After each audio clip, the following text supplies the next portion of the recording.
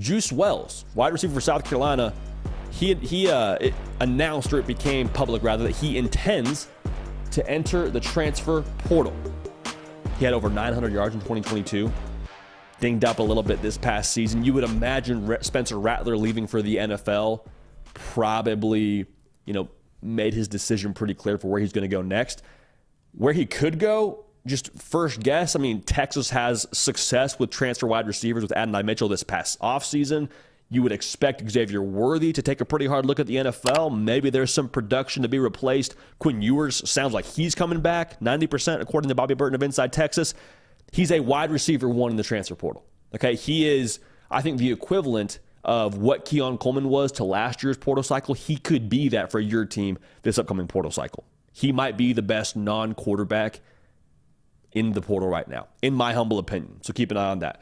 Staying in the wide receiver lane and staying in the state of South Carolina, wide receiver from Clemson, Bo Collins, intends to enter the transfer portal. This is a guy from the West Coast. Played at St. John Bosco in Southern California, 6'3", 210, pretty good speed from what I can tell. I'd keep an eye on the West Coast schools for him. Like, we saw DJ Uiagalelei leave Clemson for Oregon State and have success outside of that Clemson offense. Now, the offense changed from year to year, but I just think with Bo Collins, maybe, just maybe, his skill set, we haven't seen his best ball, is the way that it feels to me. He's a four-star kid out of high school. Again, going back to the West Coast schools, you could see Oregon making sense. You could see USC making sense. We know Lincoln Riley is a savage in the transfer portal. Washington, they're going to lose Rome Odunze likely to the NFL. You would have to believe by nature of how high his stock is. Bo Collins could be someone to watch here for a lot of those now Pac-12 schools, but eventually I guess they'll be Big Ten schools. Going to take a while to get used to that. Bo Collins, the bottom line, I think if he's in the right spot, we see this a lot in the transfer portal. Sometimes it's not so much the player as much as it is the system and the position they're in. In the right system, I think he could blow up. So keep an eye on Bo Collins. I think he's a guy to watch here in this portal cycle. Grayson McCall, a fan favorite when it comes to the transfer portal. Dipped his toe in last year. Said, you know what? I want to go back to Coastal Carolina, run that back. He's now in there as a grad transfer. This is a dual threat quarterback, played a lot of football. Not once, but twice, but 3-time Sun Belt Player of the Year. There was a lot of juice around him going to Auburn last year. From the way that it sounded, it was essentially like, hey, Auburn's got their guy. It's going to be Grayson McCall. Things kind of fell apart from an administrative or academic standpoint. He has over 10,000 career pass yards, going back to the experience level that you get with a Grayson McCall. Some schools that I'm watching here, I'd be curious to see what happens with Arkansas should KJ Jefferson decide he wants to hit the portal, and with Mississippi State. Both those schools, quarterback-friendly systems. Bobby Petrino now running the show at Arkansas. If they need a quarterback, you would think that a guy like Grayson McCall could maybe plug and play there pretty seamlessly. Mississippi State, they're going to throw the ball around the yard. Going to go with tempo. Jeff Lebby and what he did with Dylan Gabriel. I think Grayson McCall, just from a ability standpoint, is a similar player with like a good arm, can make the throws I think you need him to make. Grayson McCall, a little bit bigger in stature than Dylan Gabriel, but still has that dual threat ability. I would like to see him in that offense as well. And also, if you're going to the SEC, if you're Grayson McCall, that probably helps your prospects for the professional level. Now, Auburn is still a school I would watch here as well. We talked about it earlier in the live show. Riley Leonard is in the transfer portal. You would expect if Auburn can't land a guy like Riley Leonard, Grayson McCall could be the guy they go after. We'll see how that shakes out, but Grayson McCall will be someone we watch, obviously. We talked about it earlier in the live show. Like I said, I want to mention Riley Leonard really quickly for this segment regardless. 3 schools we're watching. Notre Dame getting the most buzz. Proof of concept with the transfer portal quarterback going in there and being successful. A system that is pro-style that would help him probably audition for the NFL in a more specific fashion than what he was doing at Duke. Now, Auburn, like I just said for Grayson McCall, the same reason it makes sense for Riley Leonard, the skill set that he has, and it being in the SEC could also be attractive to scouts. With Riley Leonard being a guy who is from the state of Alabama, maybe he wants to stay home. Family and the friends get to see him play his last season of collegiate football.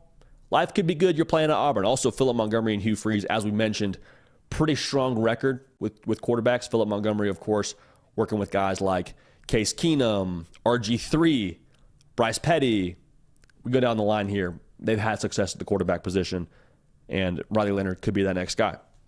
I said this in our segment, so I don't want to repeat ourselves too much here, but to me, he is this portal's version of Sam Hartman in terms of what kind of impact he could have on your team. And he could be this this portal's version of Sam Hartman by nature of him going to Notre Dame, if he does do that. So we'll keep an eye on that, but it's portal season, so we'll keep on rolling here. Now, we had, to my knowledge at least, the first domino fall when it comes to the transfer portal quarterback market. Max Johnson was at A&M, was also at LSU, played 4 seasons of college football, taking his talents to North Carolina. So if you're a Tar Heel fan, you have more than likely the successor of a one Drake May. And like I said, very experienced, playing at 2 SEC schools. I believe he threw north of 40 touchdowns. Like, guys played some football now. Okay, he's seen some things. I don't think you'll see a spot where he's feeling overwhelmed or like the stage is too big for him. Playing in College Station, playing at LSU, both probably checked that box for him. A big reason why he chose North Carolina, he cited Chip Lindsey, the offensive coordinator there, and North Carolina's overall success with NFL quarterbacks. With Drake May probably going to be second quarterback taken behind Caleb Williams. That's probably just a Pepsi or Coke taste test between which of those guys you want to roll with. I don't think you're going wrong either way. And then Sam Howell, previously also being in North Carolina. So there's a strong little pipeline here from North Carolina with the NFL quarterbacks. Is Max Johnson that next one? I'm excited to see. So we'll keep an eye on that. But that's kind of where we stand right now for the portal. MJ Morris also, before we got on air here, sounds like by nature of him taking a red shirt for the rest of the season at NC State, he's either intends or already in the portal. By the time you see this, he may already be in the portal. So MJ Morris, I got to watch as well when it comes to that whole quarterback market. Hey y'all, thanks so much for watching. Subscribe to the channel here to make sure you don't miss an episode of The Hard Count. Also be sure to check out other videos on the On3 YouTube channel. The Hard Count is brought to you by our friends at Game Time. Now, we're closing in on the last couple of games of the college football season. You got Conference Championship Week, you got bowl games, and you got the college football playoff, and the Natty, and then we're counting down the days till next season. The bottom line is, as something decreases in quantity, the value increases. The value of games right now, they're like gold to us, okay? As college football fans, being at the game, it's an experience that you can't necessarily put words to.